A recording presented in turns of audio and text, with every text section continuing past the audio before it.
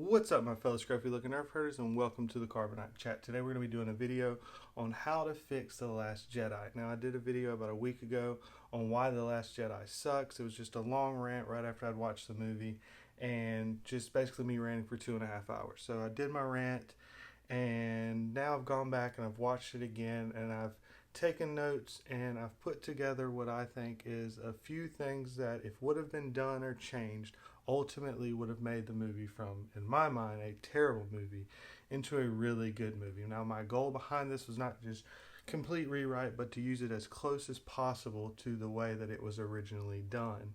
And so in that case, I think that is something that ultimately the people that love the movie will still probably, I hope, even like this idea even better. And the people that hate it, like myself, will end up being like possibly even more angry that this wasn't what ended up being the movie to begin with. Now, I'll preface it by saying two of the statements that I will bring up, I got the ideas mentioned from another video that I saw. It's the only video that I've seen on YouTube so far. Of course, I haven't looked that much that has done something like this. It was a video, I'll post it in the description down below, by a guy named Troy Leavitt, I believe his name. And it's 12 script changes to fix The Last Jedi was his idea. Some of them were good, some of them were so-so, but two of them I did end up incorporating. I changed a lot, I believe. It was a while ago that I sent it, since I saw that video. But either way, I will post the link to his video down below if you want to watch that. And then one other one that I'll post down below, because I haven't watched it, but I have seen some of this person's videos before, and he puts out some really good content, and I want to post that. Again, I have not watched them yet because I knew I would do this video, so I waited before, but it's a Star Wars YouTuber by the name of Thor Skywalker. I'll put that in the link down below. Now, I'm going to go from the very beginning of the movie, and at each point that I think something needs to change, I will give my opinion on the changes that need to happen. The very first thing, of course, is the very beginning of the movie that I think just begins to cause the issues right from the start. And that's when Poe lifts up and Poe calls in to Hux, and he does the whole, prank call kind of thing. Now, Poe's character is humorous. I didn't like the beginning of Force Awakens because his comment, because it killed what was going on in the moment, and I think this kills it as well. But if that's Poe's character, let's stick to it. But the difference is Hux's reaction to it. When he goes and makes a call, and then Hux he starts out with the Hux that we saw from Force Awakens as kind of this fiery, overconfident, Nazi-ish type character that just spits fire and believes that no one can compete with the First Order. And he begins that way. And then Poe does the thing, okay, I'll wait. And then it slowly unravels into this Hux is this kind of like, bumbling idiot kind of thing. And that's just stupid. You need to have your Tarkin in the original trilogy, he was never portrayed in such a way. You don't have your evil characters, your bad guys, played off as bumbling idiots, because why do you fear for them? You don't fear for them when you have what many people believe Rey to be a Mary Sue, and it's hard to argue at the point where these two movies come out. You've got Poe Dameron, who we see in the scene. That's just an unbelievable fighter pilot that can take on an entire dreadnought and a fleet of TIE fighters chasing after him. And then you've got bumbling idiot Hux. How am I supposed to fear what's going on? Like, there's no fear. And you've got to, the emotion is you're attached to your main characters because you're worried for them. So I would make Hux, when he tries to make the comment and he goes, oh, I'm sorry, I'll wait. Hux realizes immediately what's going on, and he begins to just rant and starts to talk about how I will destroy you. You think you can do anything? We've got the entire First Order fleet. You're nothing but a small little cell. The Republic couldn't help you. They didn't want to help you, and we destroyed all of them with one single shot, and we're about to destroy you. And he just gets into this huge rant. And during that, you still have the same process going on. You don't have Poe Dameron do the stupid your mom joke at the end. But he begins to rant, and then as he's beginning to say, kill him, that's when Poe shoots off and ends up working. So you run through that whole thing. Then in the next part, you have this very emotional scene where Rose's sister, ends up giving her life for the Resistance. It's a very meaningful, in-depth moment where it's played in slow motion. The music wells up. It's very intense. And later on, you're going to have Rose's character crying about it. You in the movie, it's cut between when Poe comes and lands in the ship. And immediately BB-8's talking about, oh, Finn's falling around, water squirting out. And Poe's like, oh, if you have a chip fried or whatever. And then you have Finn just kind of waddling up and water squirting up everywhere. It's stupid. It's very Jar Jar Binks humor. It kills the depth of what just happened. You just had an emotional moment. Keep it emotional. Yeah, you have to cut tension with humor at sometimes, but there did not need to happen right there. So I would do one of two things. One, you could just, as soon as Poe lands, cut it, but really you need to see Finn wake up. So I think the ultimate thing is when, after the explosion happens, then it cuts to Finn, and Finn's eyes kind of pop up and wake up, and he just goes, Rey! And that's when you cut to Rey and what's going on with Luke Skywalker. Of course, that's where the next thing is that I think a lot of people were very frustrated with, even the people that liked the movie, that it's just disrespectful to Star Wars fans as a whole. I get it, like, you want to make some changes, the fanboys need to understand a little bit or whatever. Okay, fine. And that's where I'm saying I want to try to keep it as true to the story as possible. So I'm going to kind of try to keep Luke somewhat like he was, but I think with the storyline that I'm feeding in here, it'll all make sense overall and not make him a coward, essentially. So Rey goes up and she hands him the lightsaber. He gets the lightsaber. The Force Awakens ended with this moment. It's a big, cliffhanger, but it's a big, serious, intense moment at the ending of Force Awakens. Now knowing that he just tosses it over his shoulder, you destroy the entire ending of your prior movie. That's just terrible storytelling. And I don't know if Rian Johnson hates J.J. Abrams because he basically tried to retcon everything he did. But it's just stupid as a continuity of Star Wars. I don't care that Rian Johnson made this movie. This is about Star Wars. There's multiple movies, so we need the best to fit the continuity. But to fit with Luke's character, he's not going to toss it over his shoulder, but he's going to look down at the lightsaber, and he's going to hold it, and he's going to say, the last time I held this lightsaber, I was a failure. The last time I held this, my father cut my hand off, and I jumped to my death, what was almost near my death. He goes, and now this is being handed to me, the lightsaber that my nephew always longed for. He goes, my nephew, the one who I failed. The lightsaber does not belong with anyone. No one needs these anymore. The Jedi Order need to end with all these lightsabers. Something along those lines. I'm not a writer, but you... And then he just drops the lightsaber and walks off. Same ultimate result, but in a much more respectful way. And then it leads you to have all these questions. Okay, you know that he failed at Empire Strikes Back. But what happened with the Kylo Ren thing? How did he fail Kylo Ren? He's wanting to end the Jedi Order. He doesn't even want to hold a lightsaber. What's going on right now? And so he goes and walks off. Then the stupid stuff where he milks the, what's it called? The Thaline Siren or something like that. The sea cow essentially is what it is. Space sea cow. Take that crap out. Essentially have him being he's always disappearing off. He's off meditating or doing something. He's just the gruff, angry old man. See the movie Gran Torino and the way Clint Eastwood plays the character. That's Luke right now. He just wants nothing to do with anyone.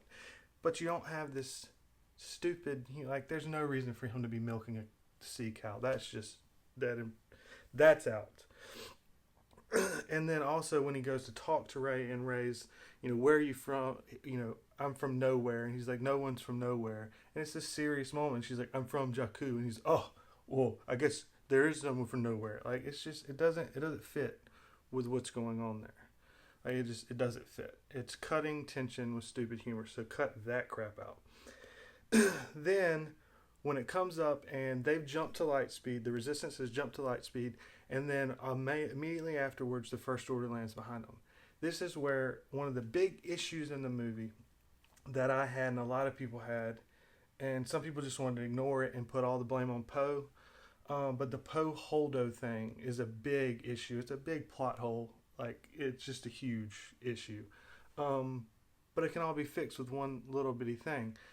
When they land there, Poe says, or Princess Leia, as you see her as it comes out of hyperspace. You haven't met Holdo at this point, but Holdo comes up and they start to talk about that they're clearly being tracked. How could they possibly be being tracked? There's no way. There's no devices created right now that would allow anyone to be tracking them. So they start talking together about how there must be a traitor on board. Someone on board is a traitor. This now makes it more interesting. Instead of creating some fake drama because a leader's being a terrible leader and won't explain to someone, did Poe act out towards the end? Yes, but from the very beginning, he's just asking her what's going to happen. A good leader is not going to act the way she acted. Like, I don't care what you want to say about, that character. She was a bad leader as a whole.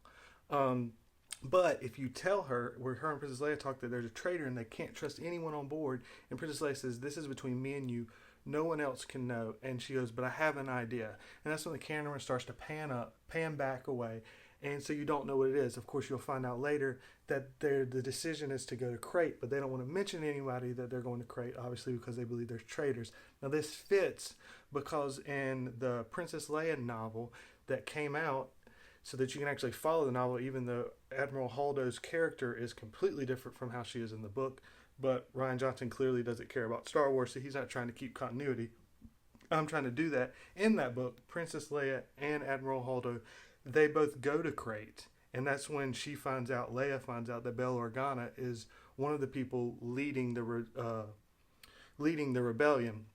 So that has a good connection there, that they can then go and head there, but you pull back so that you don't know what the plan is, but you know there's a plan, and you know that Holdo's been told to keep a secret by Leia.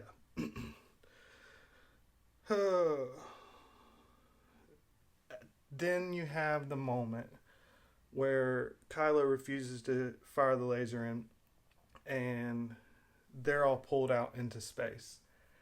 I hate this moment. I think it's stupid, her little Mary Poppins floating back.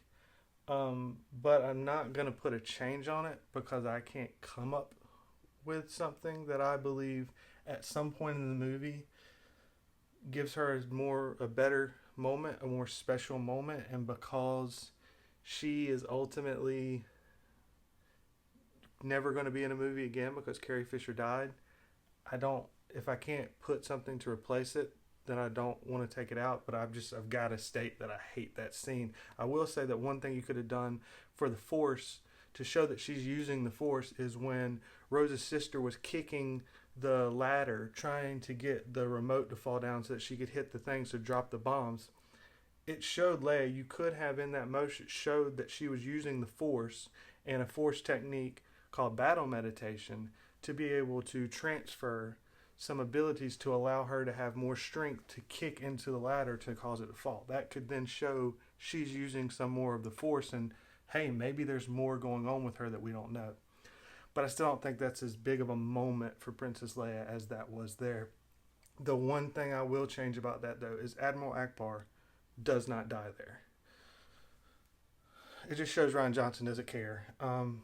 Admiral Akbar is a fan favorite, and you just kill him off screen, and just a little passing mention. Oh, by the way, Admiral Akbar is dead. Then you go back to the next scene where they're talking about those who died, and that's where you still have everything the same with Poe and Admiral Holdo, but now it makes sense why she's refusing to tell him. And yeah, I know some people are saying, oh, in the military, it makes perfect sense. He should never question a superior. I mean, I get it, but, it doesn't make sense for the way the storyline. It doesn't make sense. It was forced that you need to be disciplined and we're going to drop you so that you're no longer a commander. All of it was forced. It doesn't make sense. It doesn't make sense for the continuity of the comics leading up before Force Awakens. It doesn't make sense for how Force Awakens went. It doesn't make sense. It's dumb. Then you have the Maz Kanata crap. Cut that out and go ahead. We're cutting out the Canto Bight stuff. Fully and completely. It's absolutely pointless. Nothing happens. They don't even get the code breaker they need. So why do they need to go there if they didn't get that code breaker? It's absolute pointless. There's nothing about that matters for the storytelling. Nothing. And you can say, oh, the kid at the end, that was just some emotional crap added in. It didn't have anything to do with the story? Was it cool that Luke gave up and he's a legend now and kids are playing and that's the point? Now there's a hope across the galaxy. Get it out there. This not that movie. This is the middle line movie. It's supposed to be darker. Then you have the first force bond happening between Kylo Ren and Rey. Now, you have this going on, and you're trying to figure out what's happening. It's a very serious, important moment. Kylo and Rey are talking. Something's going on. They don't even understand what's going on. And then Kylo looks and says, "Who is that? What is that?" And he goes, "Is that Luke?" And then Luke goes, "Hey, what's going on there?" Then you cut to the caretakers. And it would be bad enough if they were already just kind of making their little noises and trying to fix the wall that Rey shot through. But then it kind of like pans around and shows all the caretakers like cleaning it. It's like, why are you making this stupid humor in this moment? You're trying to tell us here's this new force thing going on that we haven't seen before. Here's this connection happening. We don't fully understand. All these things are going on. So when Kylo says, "Is that Luke?"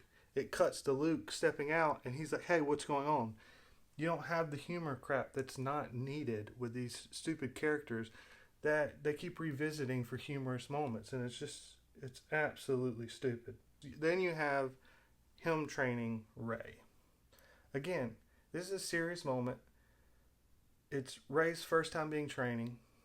It's Luke said that there's no reason for the Jedi Order to be here anymore. He says he's only training Rey to teach her why the Jedi don't belong anymore. So why are you going to make it humorous? So he begins to talk about the Jedi not having the right to the Force and that it doesn't matter if they're there or not, the Force is still going to exist. And he brings up some points that ultimately are stupid and pointless because he talks about how, oh, when the Jedi had their power, Emperor Palpatine took over. Yeah, well, they had 1,000 years of peace beforehand. One mistake in 1,000 years of peace, but we're only going to talk about the one mistake. That's just absolutely absurd. And yeah, he made a mistake with what happens later with Kylo, but again, you're talking about two mistakes over 1,000 years. I wouldn't say it's just time to throw everything away, so it doesn't even make sense. But this is where he's beginning to talk about that the Jedi Order doesn't work, and then same as in the movie, Rey starts to talk about like, no, there's hope. We need this hope. The hope is what keeps the galaxy going, which is going to play in as it goes on further. And then she gets her training. This is, again, just it's an important moment, and it's stupid because, one, Rey's already reached out to the Force. She reached out to the Force in The Force Awakens, where she's holding the lightsaber. Kylo's right over her, and he goes, you need a teacher. And she remembers what Maz Kanata said, and she focuses on the Force, and that allows her to defeat Kylo Ren. She's already reached out to the Force. She knows what it's like. She at least knows enough not to just put her hand out and be like, oh, and then Luke goes, oh. She's like, oh, I can feel it. I can feel it. It's so stupid. It's not needed. We're a serious moment. We're talking about the Jedi Order ending. If you're going to, you talk about, oh, the fanboys need to get over it. Okay, we've grown up with the Jedi. This is like going to watch a Marvel movie, and Rian Johnson did a Marvel movie, and he does away with superheroes. You're going to be like, wait a minute, that's the whole point of what we're watching. But all these other idiots out there are like, oh, you're just a fanboy. You can't deal with, like, no, that's just, there's good and bad. The good's called Jedi, the bad's called Sith. Okay, you want to say you're not doing the Sith anymore? Fine. Don't take away the Jedi as well. Like, you can't do that. Not with Luke Skywalker, who was the Jedi. Like, it's just, it's stupid. And then to do it and then pepper it with disrespectful jokes and stupid jokes that don't even make sense. And I'm not going to get into all those because I have a long rant about my feelings on The Last Jedi.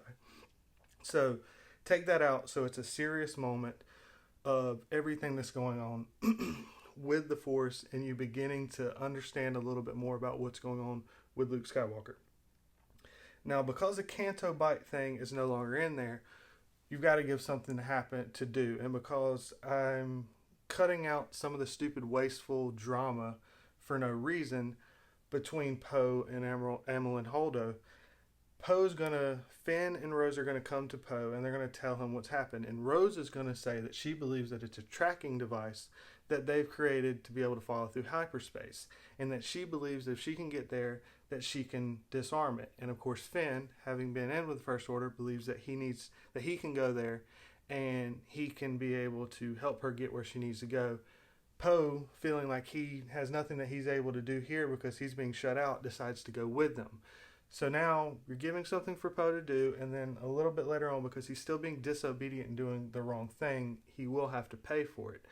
But now you have these characters still ultimately ending up in the same location. We're cutting out all the stupid parts, but now you have more time to show training and training with Rey and Luke and Snoke and Kylo. You have some time to go into Snoke's backstory a little bit here, and you also have some more time where you can have Finn and Rey and Finn, Poe, and Rose sneaking around. There was a cutaway scene that got deleted where Finn's walking around and someone walks up and they're like, "Oh, Finn, wow, when did you get this promotion?" Or FN2187, "When did you get this promotion?" You know, that's a somewhat humor that's fitting for Star Wars, kind of like in A New Hope where Han Solo tries to talk back to the guy over the intercom when he asks what's going on when they're trying to break out Princess Leia. Like, it's humor, it's awkward, it's kind of cringy, and it's kind of funny because it's in the moment, and the way Finn's character has been played, it's a perfect person to do this for, that they begin to, they bump into each other. So you've got a lot of stuff that you can have going on to fill that 20-minute waste of a time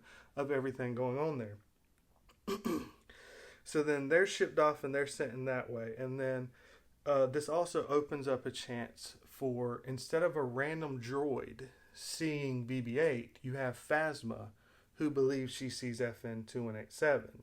And she's going and trying to capture him and figure out whether or not that is him or not.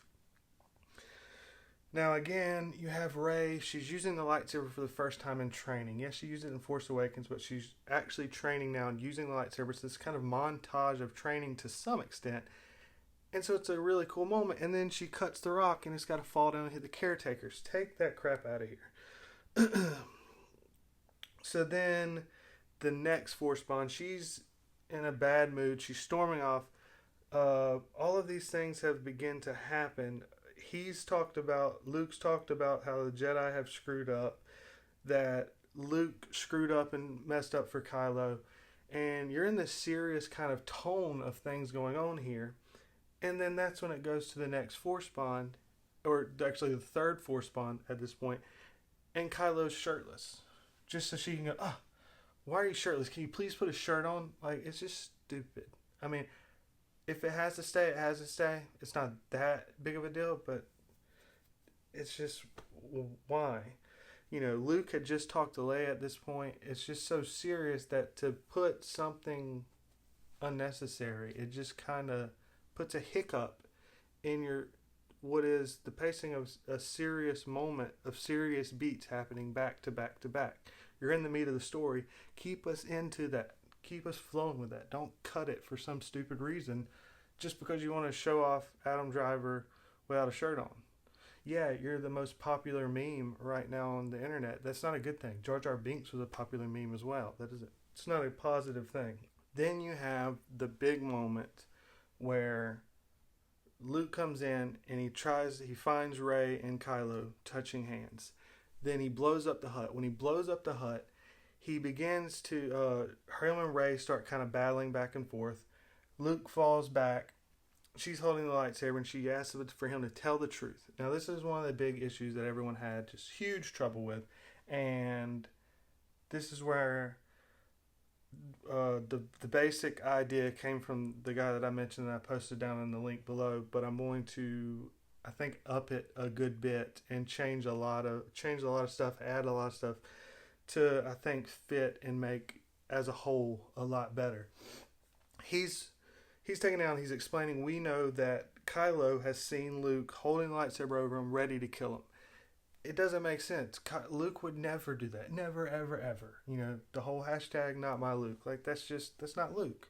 Luke almost gave up his life to keep his father alive, who's much worse off at that point, much more evil than Kylo's ever been.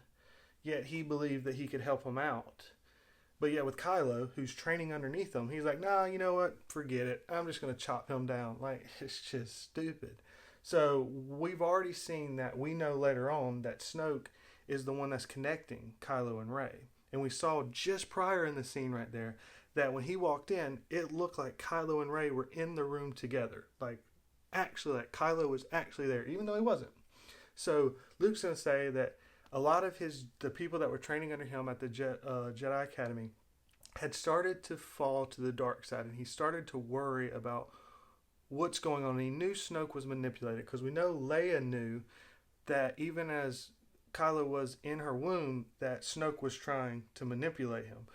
So there's knowledge of Snoke's existence out there by some of the Force users. So it's completely reasonable to understand that Luke would know of him, if not know him a little bit more directly. So he says that he knew Snoke was, but he couldn't figure out what it was.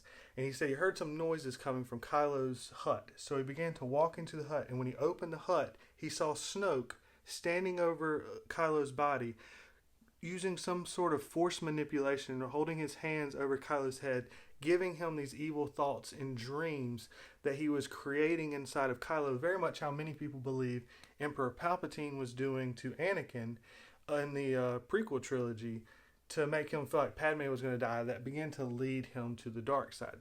Somewhat similar thing there. I didn't realize it was similar until that point, but hey, people said let's make some things that are similar to the prequels and not ignore them, so there you go.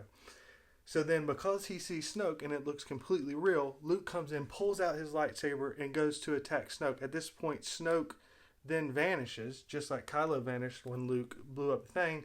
Kylo wakes up and sees Luke about to attack him with a lightsaber, and then goes and tries to protect himself. So now, Luke's not a bad guy that didn't have a moment of weakness that makes no sense. It makes complete sense that you just saw how real Kylo looked there, and now you're hearing Luke's story, and you're like, oh, okay, now this makes sense.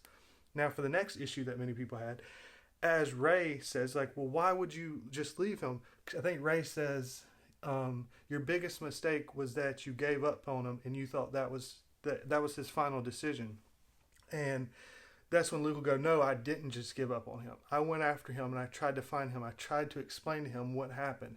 And so he said, but by the time I got to him, he had already given himself over to Snoke, and Snoke had used his anger at that point to turn him against me. And when I found him and tried to explain, his anger and hatred for me just pushed him further and further to the dark side. And the only thing that I could do, because I knew there was light in him, I knew that there was some of the light from his grandfather and from his mother, that I needed to get away and disappear where no one could find me, so that the light would slowly creep back into him, which is why we see in Force Awakens that he starts to say, I'm starting to feel the pull back to the light. Because at this point we know that Luke's kind of been gone for, between 5 years or so, 3-4 years. And so now Luke's plan is ultimately working, and this is where we see, similar to Return of the Jedi, where Luke's the hero, not by fighting, but because he refuses to fight. He got angry. He began to attack Darth Vader. They were in a duel. He cuts off Darth Vader's hand. He can strike him down, and the Emperor starts saying, good, strike him down.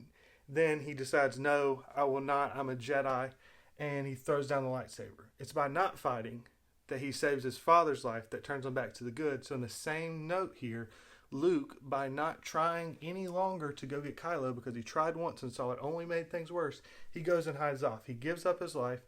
He gives up his desire to try to become the greatest Jedi, to fix the world, just so that his nephew has a chance to come back to the light. And then this is where we connect all three of the storylines. Actually, no, wait a second, I'll get to that in just a second. And then that's when Rey says, then I need to go to him. I've made a connection with him, and I know that I can draw him back. And Luke's like, no, you can't do that, because Snoke's way too powerful. You're not prepared or ready for that. And she's like, well, then come with me. Again, similar to how the movie goes. And he's like, I can't. If Kylo sees me, any light in him will disappear with utter hatred, which we see at the end of the movie. So it makes sense that Luke doesn't go with her, and it makes sense that she still leaves.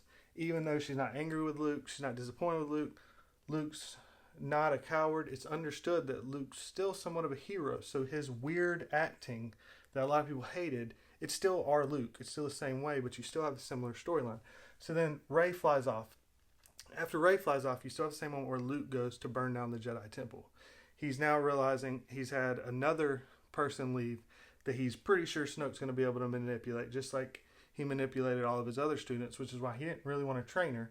And he's confident that Snoke's going to turn her. So he said, Snoke, He's had Kylo, he's had some other students fail, and then we know what he talked about in the prequels about how the Jedi Order had all the power, and they failed. They trained up Anakin Skywalker, who became Darth Vader, and Emperor Palpatine took over. And so he's like, it's time to destroy all of the books. In this one, Rey's not a thief that's going to go steal the books to take them for herself. She just flew off. She just went off. And so he's going to burn it down. Yoda pops up. Yoda then says, Yoda then burns down the temple or the tree.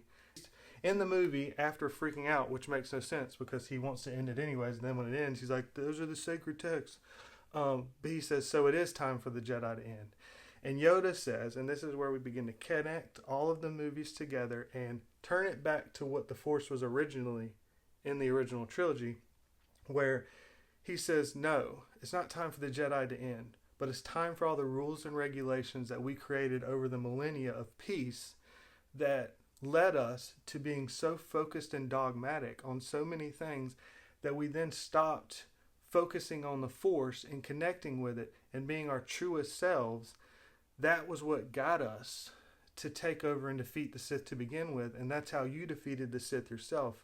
Was you didn't grow up in the temple, you didn't have this training, you were just a wide-eyed kid that believed that he could win. You didn't understand that you didn't have the power, the abilities, all the talent and training to take on Darth Vader and Emperor Palpatine, but your blind-eyed, just positivity, connecting with the Force and just flowing with it, because Luke went and faded to the dark side a little bit and used some anger to be able to defeat Vader, which if he was a part of the Jedi Temple, they would have kicked him out. They would have had the same issues that they have with Anakin, same way that he would have never been trained, because they said Anakin was too old to be trained there. He was like 9, and Luke was 19 at that point that he started getting training. Well, actually, he was 22 because he was 19 when he was with Obi-Wan, and Obi-Wan only did a little bit of training, and then I believe 3 years passed between New Hope and Empire Strikes Back, or maybe it was only 2 years. Either way, he's twice the age of Anakin. And so then he explains that that's the issue, that we don't need these texts that give us rules and regulations. We need to be taught to feel and understand the Force, to become our truest self, to connect with the Force and not try to follow these dogmatic rules. And he says, Rey is the same as how you were with me. And he goes, that's when he goes into the failure speech where he says, failure is the greatest teacher. And he goes, you failed because I failed you. I didn't learn from my failure.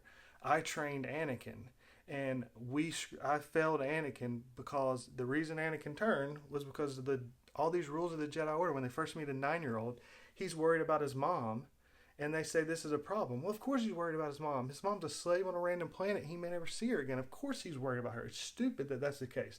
And then Yoda begins to say this. I should have known that. I should have realized this is what turned him. He came to Yoda saying that he was fearing about these dreams and worrying, and Yoda says, you should get rid of all your worry.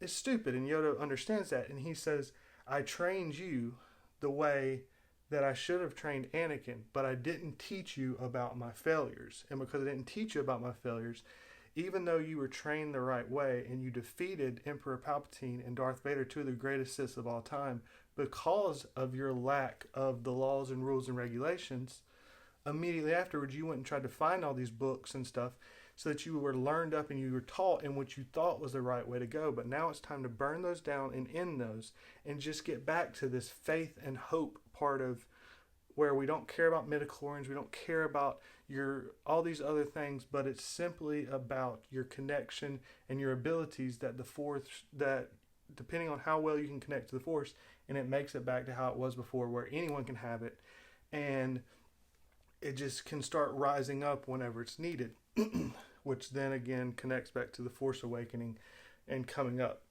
And so he says, I failed you, and then you failed Kylo because I didn't teach you about my failure. You need to learn from that failure, and you need to do what I failed to do with you with Rey. You need to go after her, and you need to find her, and you need to train her in the way that is right, and make sure that she doesn't go like you did and try to find these books. And we just repeat this circle again. It's time to learn from our failures. I failed you. You cannot fail her. You need to save the Jedi Order. So then again, boom, great. Fanboys are happy. Luke then says, I can't go after her. Kylo will never go. And Yoda says, don't fail as I did. You went to Empire Strike. You went to go fight Vader, and I stayed back. You don't need to do the same thing. You need to go and find her. And this is when Luke goes. We saw a shot before where the X-Wings were down in the ocean. And because this is connecting back to where Yoda's talking about him training Luke, before Luke was trying to lift the X-Wing out of the swamp and couldn't do it, now he's going to lift the X-Wing completely out of the ocean. It'll be an incredible shot, and it'll just show the power levels that have changed during this time. Then we go back to Rey's landing onto the Supremacy, being taken by Kylo to go meet Snoke. And also, right as she's being met with Snoke, Phasma figures out and finds Finn, Poe, and Rose, and they get into this fight. So you have the fight that happens later, now happens a little bit earlier. And in this, while it's going on, they begin to fight Phasma and Finn. Finn ends up getting knocked unconscious. While he's knocked unconscious, Poe gets his arm cut off. Now, Star Wars used to cut off everyone's arm. It didn't do it in the last episode. I don't believe it did it in this one, unless I'm forgetting someone, which I don't think I am. That was always a thing that happened. And so Poe needs to pay for his disobedience, and he needs to learn to become a better leader. It's the thing Leia's been trying to teach him, and that, as she said, get your head out of the cockpit kind of thing. Well, one of the issues as well is in the movie, it's very much like the Anakin Skywalker issues in The Phantom Menace, where there's so many levels that, like, he's got the highest midichlorian count. He's the only human that's been able to fight in a pod racer. He's the chosen one. He's got the immaculate reception, conception. All these different things, and it's like, okay, well, I'll never worry about this character ever dying, even though you should, he becomes Darth Vader. You should still be drawn so much into the movie that you should be able to fear, but you've told me there's no fear because he's got all these, powers. He's like Superman. Superman's boring in a movie because there's no way to defeat him. It's stupid. It's like, unless you add in Kryptonite just so you can be able to defeat him, it's dumb. An overpowered person is not interesting. So then but you had that at the beginning of the movie with Poe on the fighter pilot, where he takes on a dreadnought and takes on a whole fleet of TIE fighters. Well, now his arm's cut off, and it's very much a moment, and I won't spoil too much depending on people seeing this, but it's like a character in Game of Thrones. If you've seen Game of Thrones, you understand. It's one of those moments where now he's got to start to make some decisions about his life. He's got to see outside or past just being the greatest fighter pilot. He may still be able to fly because he can get a arm put on, just like Luke got a hand, but it's not going to be the same. He's going to have to relearn. So now the next time he's flying, you begin to question or worry maybe something can happen. There's some struggles that can go on with that he has to learn and move on and improve as a character from that point. And then also he has to fully remember for the rest of his life the moment, the choice, the decision to ignore the advice of his superiors and go off and try to do something different. So then the Snoke, Kylo, and Rey thing.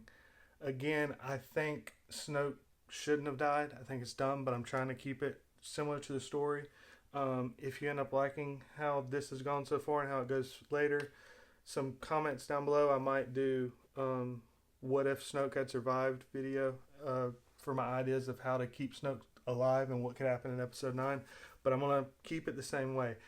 The difference is I'm going to keep it hidden. Most people never expected Snoke to die because it's stupid. You just killed off a character for no reason that had a lot of mystery behind him, was very popular, or at least there was a lot of intrigue behind the character. And you did it, and you didn't even make it a shocking moment. It was, you show what was happening the whole time. The whole time you're showing Kylo moving his hand on the Force, and then you show the lightsaber turning with him. There's no shock. You're like, are you really about to do this? Like, don't do this. Instead, you show Kylo. You have Snoke giving his speech. You have Rey in front of him that's done the, Ben, and then Snoke starts doing his speech about, you think you can turn him? No one can turn him. I can see into his mind. And you cut between Snoke's speech, where he's just grimacing, sarcastic, to Kylo where he's being very stern and looking at Rey because he's tricking Snoke into thinking that he's angry at Rey and is going to strike Rey down. So you cut between face shots and then shots of Kylo's hand turning, like when it says his lightsaber's turning, and you see the fear of Rey. Daisy really, I believe, is a pretty good actor, and she can put on the tears, at least for sure, and she can then start showing her terror of this happening, her begging, saying, Ben, no, Ben, no. And then as it's beginning to cut, and he goes, and then the lightsaber turns on, and you cut to Rey's face, and you hear the lightsaber ignite, and she screams, and then the camera pans back to then show that it was actually the lightsaber next to Snoke that then went right through him. Now it's a shocking moment. It's a, oh my God, what just happened? You're not going to fully understand it when it happens. That's when all the Star Wars YouTubers that exist start explaining, like, oh, well, this is how this, and then it's understood. You watch it a couple times. It's better storytelling. It's better movie making. It's making it a shock moment. Then that's when the lightsaber flies by, and you have the great little battle scene between the Praetorian Guards that pretty much everyone loved, in that, even if you hated the movie. Now, between this, it's interspersed with Phasma talking in the actual movie between Finn and Rose. Now, this largely stupid. It's one of those where the bad guys got the good guy and they just talk. So I've kind of got it. I got to do somewhat similar to an extent because I'm trying to play within the lines. But the difference is it's Poe and Rose, and Finn's still unconscious. And Phasma sits him down, and Poe, in his typical way, wants to talk. And he's angry now after losing his arm. He thinks he's trying a last-ditch effort, and he's like, "You'll never get away. We will hunt you down. We will kill you, just like we destroyed the Empire." And Phasma just starts laughing, and she's like, "Really? You think that's what y'all did? You think you had any control?" And he's like, "We almost shut down the tracking device." And she goes, "We never had a tracking device. That was never the case. It never worked." And they're just like, "Well, what?" And he goes, "We've had a traitor in your midst the entire time." And she kind of looks down at Finn, and they're just like, "No, he rescued me. He saved me." And she's like, "Yeah, you think that we would have ever allowed a prisoner to escape from our prison and get away clean and clear? Of course we planted him. He took you out, and we allowed y'all to escape so that you would trust to bring him back to the Resistance base so that we could find you, because we couldn't find the Resistance base."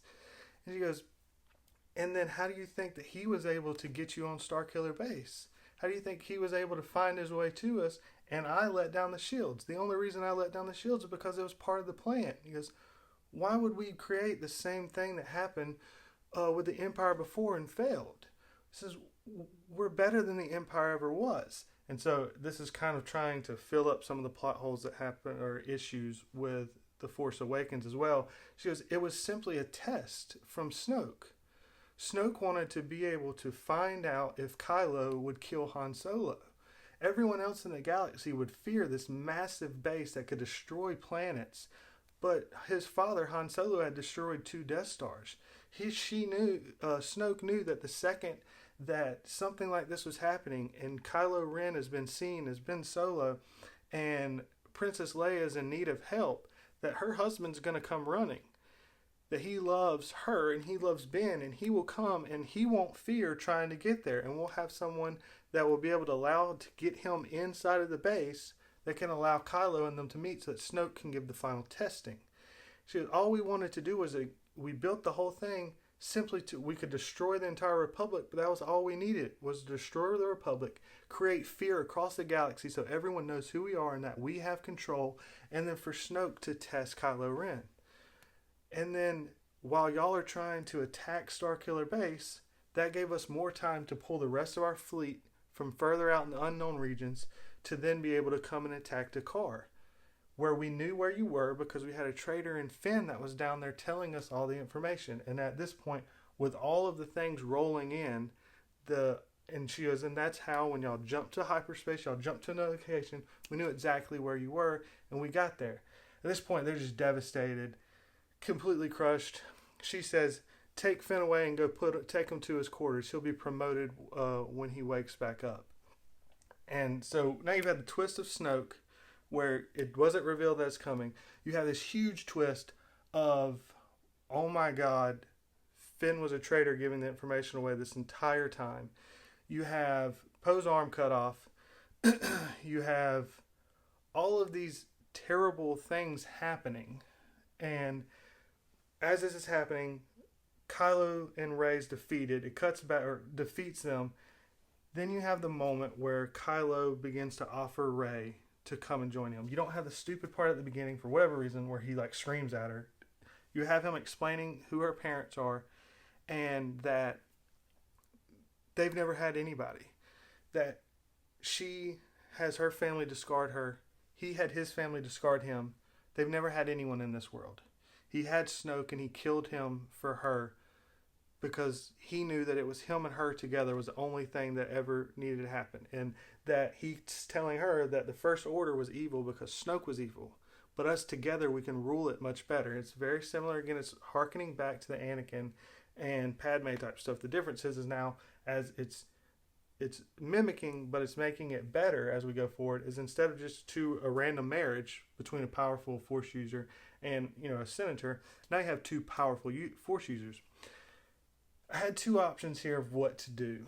I wasn't sure, and I decided I'll let y'all, I'll tell you both, and comment down below and tell me what you think is the best option, because I think both could work out pretty well, but it can kind of change how episode 9 plays itself out. And so I'd actually be interested to know what the fans would want to see most. So the first one is, he says all this, he puts his hand out, and Rey realizes, yeah, I thought Kylo was a monster, but we built all this time where she now connects with Kylo. She understands Kylo. She understands that his anger that he has is similar to some of her anger she has. His is just more on the dark side, and hers is kind of only small amounts popping out. Luke, she didn't connect with Luke. She still thinks Luke's never going to train her, and she doesn't know Luke's coming to save her or coming to join her. And so she ultimately reaches out and goes to grab his hand as well. The second choice is she refuses. And she says, no, I won't join you. I'm going to join the Resistance. And he's like, I can't have that. The Resistance has taken everything from me. The Resistance had my mother. She was so focused with the Resistance, I was never able to have a mother. And they're not going to have you. And that's when he lifts her up and freezes her like he's done before. And he begins to go and get into her mind. And she's like, what are you doing? And he's like, I'm sorry, I have to do this.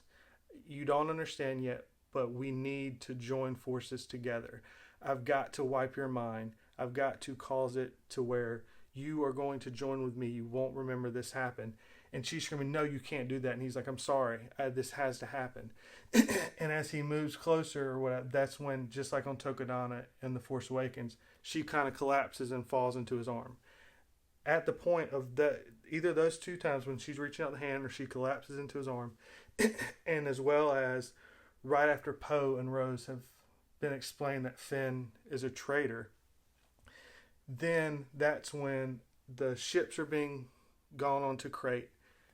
But it's Admiral Akbar, not Admiral Holdo, that's going to be taking the Raddus. Now, I've heard some people say that it should be Princess Leia. I agree, that would be the greatest thing ever. The problem is I'm trying to be as fair to Ryan as possible, and the filming was done when she died. So like I have to think as if I'm Ryan in the situation, and I can't make that happen. The plan was to have Princess Leia be the main character in episode 9, and so I've got to stick with that. So because of that, it's going to be Admiral Akbar, and we're all even going to connect it to Rogue One a little bit, very small amount. But Admiral Holdo is going to offer to take it, and Akbar is going to go, no, I cannot allow that. He goes, that's a Mon Calamari ship. It's named after Raddus, who was a great hero of our people. He gave at one point, he gave his life over the Battle of Scarif to allow a princess to flee on a small vessel that ended up starting a rebellion. And I need to be the same one, just as him, flying his ship to save the rebellion, to allow one princess to fly off, to give hope to the galaxy one more chance. It's my honor and it's my duty to do this. So now you're making, it's connecting to a movie that you had prior. You name the Raddus after him, so it makes sense. You're giving Admiral Akbar a very important, special moment that matters, and a great send-off that everyone can be happy with. And then also because Princess Leia, Carrie Fisher, dies, now you have another strong female character that you haven't made look as much like a you-know-what for how she treated Poe. Now it's understandable. Now Poe truly looks like a douchebag, because there's a lot of people that think you made Poe look like a douchebag for no reason. Now it's like, okay, it's logical. And then because Poe struggled so much, now you have this where Poe's not in the lead of the Resistance. It's Admiral Holdo. So she takes over for her close friend, if you've read the books, Princess Leia. And Poe is underneath her. And she then, you take that relationship and you build it to where she teaches him how to be the leader that he never could fully learn from Princess Leia. It took her losing Leia, and it can be in episode 9 where you have to do something where Princess Leia's died, and he's struggling with that, and it's Holdo that's helping him to get over it and helping him to learn, look at these mistakes you made. You learn from these mistakes. It's, sometimes you have to not fight to be able to win the day. You can then touch back with what happened with Luke Skywalker. Obviously, Poe has a connection to all them. His mother flew with Luke Skywalker. That's from the comics. And so he knows all of those stories. He knows Luke very well. Obviously, he was very close to Princess Leia. And she can bring up, Luke defeated the Sith and the Empire by deciding not to fight. Sometimes you have to make those decisions. And so you have all of that set up for episode 9. Really great stuff. So then, of course, Akbar turns the ship around and flies it through. Now, this would be, again, I think, an ultimate ending where he flies through. You have the great shot, and you have a cliffhanger of what happens with Rey. Did she accept? Well, if she accepted, it's like, well, what's going to happen now? Or if it was the mind thing, did it work? You don't know. And you don't have to do what they did with Force Awakens, where the cliffhanger has to happen right there. It can jump 5 years later, and you find out, Kylo's been training Rey, and they've been working together for, as a team for the last 5 years, and they've built up this empire with the Last Jedi, or empire with the First Order, or whatever. So it doesn't have to follow immediately afterwards. It can jump forward still, but you left with this cliffhanger. But again, because we're following the movie, we then go down to Crate. But I don't want you to know what happens with Rey. So one of two things happens. When they fly down, it's just Kylo. You don't see Rey. You're going to be wondering what in the world happened to Rey.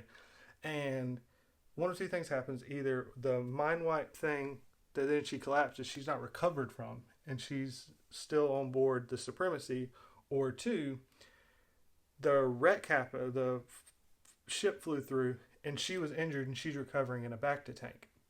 Now, from this injury, from the ship flying through, there's no more battle between the First Order for them to get away, because they already had the battle before they were captured.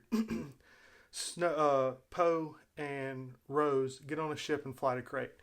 This is where Phasma is still alive, because she doesn't have a stupid fight that she then dies because Ex Machina, just stupid stuff. So she's still alive. She's still got her going forward. That's the way they know where Crate is, that they follow Poe and Rose down there. When they get down there, the battle itself kind of happens very similarly, except for the moment where Rose is trying to fly out there on the little ship, and the Millennium Falcon scoops in and rescues her. In this one, it's going to be Luke with the X-Wing. So Luke with the X-Wing is going to be all the moments with the Millennium Falcon. And so he's flying through, and when it goes through the little tunnels and stuff, that's when it's going to cut, and you're going to have, a little bit later, Luke's going to walk in, and it's going to make sense that Luke's walking in, because you've seen Luke is on Crate flying around. He's going to come in, and he's going to talk to Leia, so you have that moment with Leia, and he's going to say, because before, they say there's no way out. And then at the end, all of a sudden, there's just a way out. Luke's going to say, I destroyed the back of the cave, I blew it up with the bombs from the X-Wing. You have a way out. You need to go gather the people and go out there. Chewbacca's back there with the Millennium Falcon as well, and y'all need to fly to safety. And she's like, well, aren't you coming with us? And he's like, no, I can't. I need to create a distraction. I need to take these on. And they have a speech with Kylo. Everything happens the same way. So they lead out there, and they're trying to get away. They're looking at kind of what's happening, same way as in the movie. Everything except for Luke doesn't do the stupid brush his shoulders crap off, and so he goes. Kylo comes down, and they have the same argument. And Luke goes, "You need to let go of your hate. I didn't do this. It's like, I know that you know inside of you that you were being manipulated by Snoke all of this time. You have to believe me. I would not do this to you." And he goes, "It's too late for that. I've taken your last trainee. I took your trainees before and created the Knights of Ren, and now I've taken Rey as well. She's with me. The Resistance is dying. We're going to finish this all. It's all over." And then they fight or whatever. And Luke says, "I will not give up on her. I didn't. I gave up on you. I should have kept going." No, instead of saying I gave up on you, he goes, "I did what I thought was best for you, but I will never give up on her. I believe it. I know she's going to turn back to light. I know she's the hope of the galaxy," or whatever, something along those lines. And that's when Kylo goes and cuts through him in half. And then you're like, "Oh my!" You've seen the movie now, so you know what the scenario is. But in my scenario, Luke just doesn't appear out of nowhere. Instead, you've seen the ship flying around, so it makes it even seem more likely that Luke's actually there. But she goes to cut through Luke, and then you see Luke just standing there, and that's when Leia comes out of the back of the cave, and she sees Luke in front of the X-Wing just meditating. And you're just like, "Oh my, what in the world?" And then Luke goes, "I'm sorry, Kylo, you failed. You've lost. Hope exists. You can't defeat hope." And then that's when Kylo stabs through him or whatever, and then it disappears, and Luke collapses down into Leia's arm, and Leia's like, "Okay, come on, we gotta go," and Poe flies off in the X-Wing. Leia with some help, pulls Luke up onto the Millennium Falcon, and he's able to survive it this time because he's not trying to transfer, put his self all the way across the galaxy. It's a very small area, so he's able to survive it, so he's still there. And they end up flying up, so Kylo looks and sees the Millennium Falcon and Luke's X-Wing go up into the sky and shoot off into hyperspace. And that's the end of the movie. I think that just sets it up, so much better. Luke's not the terrible person. You still follow the storyline very similarly as much as possible. Things I will mention quickly because I know some comments that are probably happening. How can you make Finn be a traitor? So this is actually one of the things that I kind of played out a lot further, I think. But this is another thing that guy kind of had a little bit of an idea on. That what it is that he's a traitor, but he doesn't know that he's a traitor. He's actually a great guy. And it's this twist that is retwisted in episode 9, where you watch episode 7. Now for the next 2 years, you watch episode 7, you see Finn in a different way. Then after episode 9, you then see him back in a whole nother way again. It's brilliant storytelling, where he is actually, because they're all taken as a child, he had a tracking beacon inserted somewhere in his body that he doesn't know about. The First Order doesn't want anybody to escape. They rule by fear, and they want everybody to just obey everything they say, no matter what, all the time. And so he ultimately has this inserted into the base of his neck or wherever, and so that's how they're following. That's how they found a car. That's how they were able to hop from location to location, was because they were following his tracking beacon. So Phasma was just kind of using it to manipulate Poe and them to make them feel terrible and think Finn is a traitor.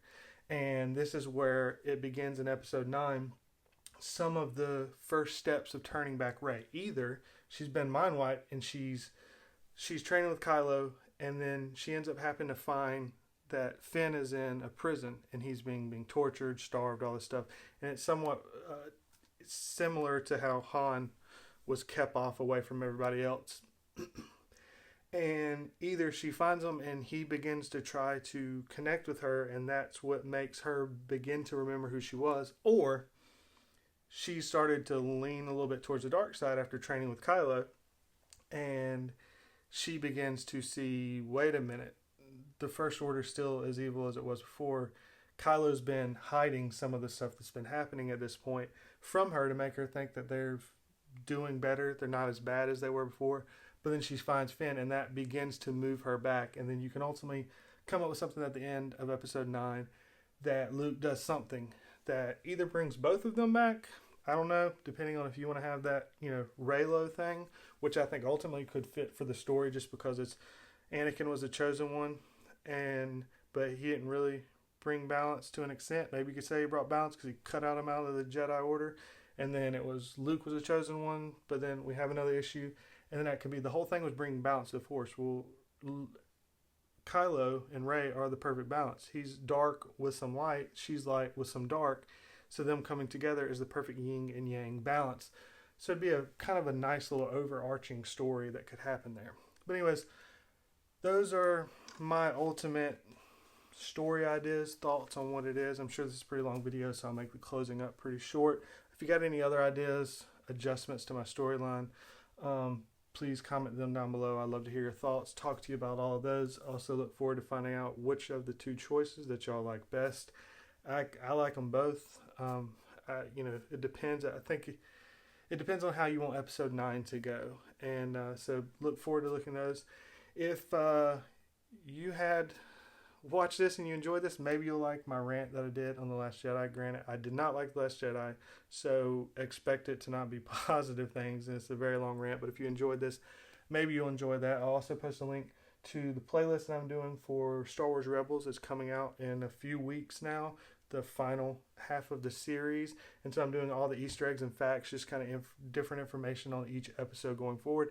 And here I'm doing a story from the very beginning of canon, leading all the way up until when episode 9 comes out, following in order everything that happens in canon. Series I'm calling the Journey of the Wills. And so you can click on any of those playlists to be able to watch those. Also in the link down below, I'll post a link to my TeePublic page where you can pick up this.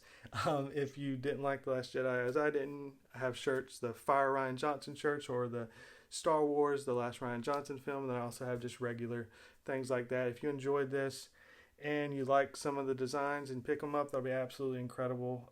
Thank you very much for that. And even if you didn't, thank you very much for watching this and taking the time. I hope you enjoyed it.